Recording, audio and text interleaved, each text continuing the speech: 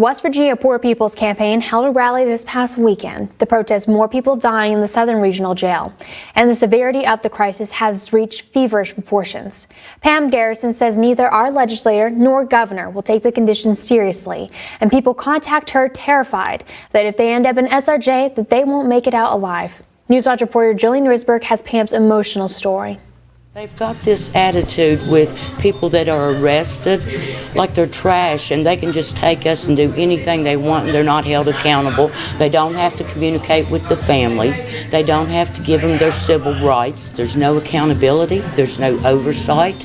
And there's vigilante justice. In the past few months, there have been even more deaths in the Southern Regional Jail, and the West Virginia Poor People's Campaign will stop at nothing to make sure that they're not only heard, but that urgent change prevails. According to Pam Garrison, Correctional Commissioner William Marshall calls them liars and says they're exaggerating, but where's the evidence, she wants to know. We got families, witnesses, graves, documents to prove what we're saying is true.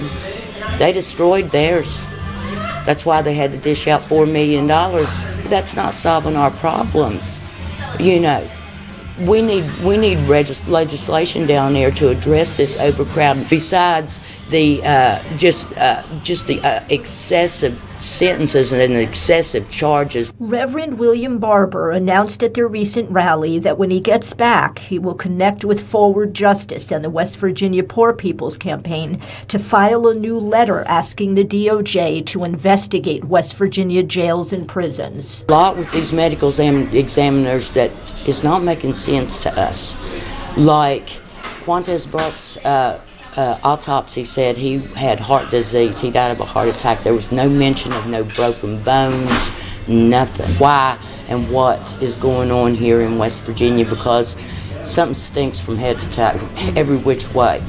There's cover-ups. Garrison says 40% of those in jail are pre-trial, just sitting there because they're poor, and that's unconstitutional. She says most of the charges are misdemeanors, and she's even seen extra charges tacked on to make it a felony to where the state would have to pay for the cost. 13 deaths in Southern Regional Jail in 2022. This last year in 2023, there was, I believe, 6. And this year we've started out with the one. So it's just a pattern every year. And over the past 10 years, over 100 West Virginians have been killed in the jails. That's worse than Rikers Island. If they can't do any better than this, Garrison says they need to shut down the jail and come up with a new system. Also, stop acting like God and up to them to choose if people live or die. She adds that she's not proud of what this administration and legislatures have done to her state. I love West Virginia and my mountains, and I'll fight for them, and I'm going to fight for my people. Tired of them getting killed and treated like they don't matter. We do matter. This is our state, and it's time we took it back. In Oak Hill, Jillian Risberg for Newswatch.